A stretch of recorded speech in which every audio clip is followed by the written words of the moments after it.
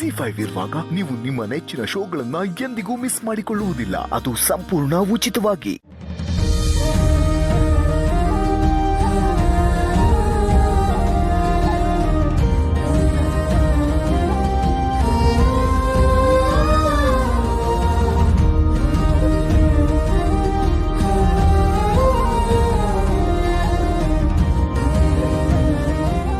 ಅಕ್ಕ, ನಾವು ಎಷ್ಟೇ ಕ್ಲೀನ್ ಮಾಡಿದ್ರು ಒಲೆ ಹಚ್ಬೇಕಾಗಿರೋದು ಅವ್ವಾನೇ ಅಲ್ವಾ?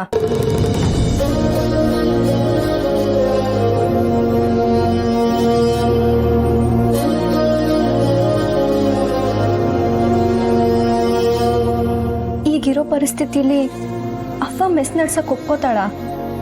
ಅವಳು ಈಗಲೇ ಒಪ್ಕೋತಾಳೋ ಇಲ್ವೋ ಅನ್ನೋದು ನಂಗೆ ಗೊತ್ತಿಲ್ಲ ಸುಮಾ. ಆದರೆ ಈ ಮೆಸ್ಸು ಅವ್ವಂಗೆ ಪ್ರಾಣ.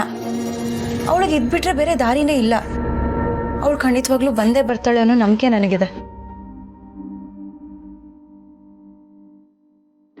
ಆದರೆ ಅವ್ವನ ಮುಂದೆ ಮೆಸ್ ಕ್ಲೋಸ್ ಆಗೇ ಇದ್ರೆ ಅವಳು ಹೇಗೆ ತಾನೇ ಮುಂದೆ ಬರೋಕ್ಕೆ ಸಾಧ್ಯ?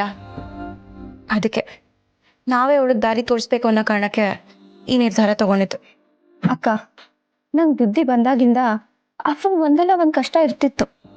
ಅವನ್ನ ನೋವಲ್ಲಿ ನೋಡಿದಾಗೆಲ್ಲ ನಾನು ಚೆನ್ನಾಗಿ ಓದಿ ಒಳ್ಳೆ ಕೆಲ್ಸಕ್ಕೆ ಸೇರಿಕೊಂಡು ಅವನ್ನ ತುಂಬ ಚೆನ್ನಾಗಿ ನೋಡ್ಕೋಬೇಕು ಅಂತ ಅನ್ಕೋತಿದ್ದೆ.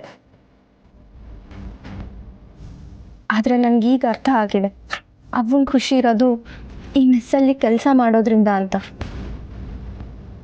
ನೀನು ಹೇಳ್ದಂಗೆ ಅವಂಗೆ ಯಾವಾಗಲೂ ಒಂದಲ್ಲ ಒಂದು ತೊಂದರೆ ಇದ್ದೇ ಇತ್ತು. ಅದಕ್ಕೆ ನಾನು ಒಂದು ಕಾರಣನೇ.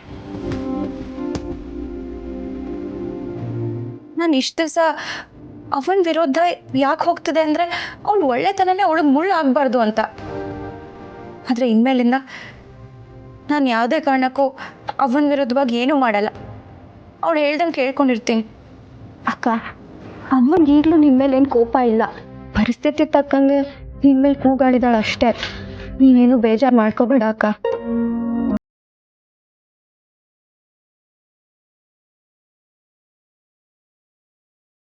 ಪುಟ್ಟಮ್ಮಿ,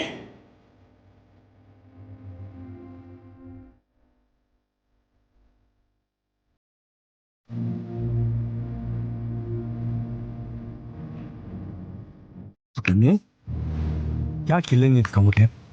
ನಡಿ ಬೆಳಗ್ಗೆ. ಸುಮಾ, ನಾನು ಇನ್ಮೇಲಿಂದ ಯಾರಿಗೂ ಕೋಪ ಬರೋ ಹಾಗೆ ನಡ್ಕೊಳ್ಳೋದು ಇಲ್ಲ, ಮಾತಾಡೋದು ಇಲ್ಲ. ನಾನು ನಿಮ್ಮ ಜೊತೆ ಸೇರಿಕೊಂಡು ಕೆಲಸ ಮಾತ್ರ ಮಾಡ್ತೀನಿ. ನನ್ನ ಬಾಯಿಗೆ ತಲೆಗೆ ಕೆಲಸ ಕೊಡಲ್ಲ. ಮತ್ತೆ ಸುಮಾ, ಮೆಸ್ಸಿಗೆ ಬೇಕಾಗಿರೋ ರೇಷನ್ ಎಲ್ಲ ಅವನ್ನ ಕೇಳಿ ಲಿಸ್ಟ್ ಮಾಡು. ನಾನು ಮಾರ್ಕೆಟ್ಗೆ ಹೋಗಿ ತೊಗೊಂಡು ಬರ್ತೀನಿ.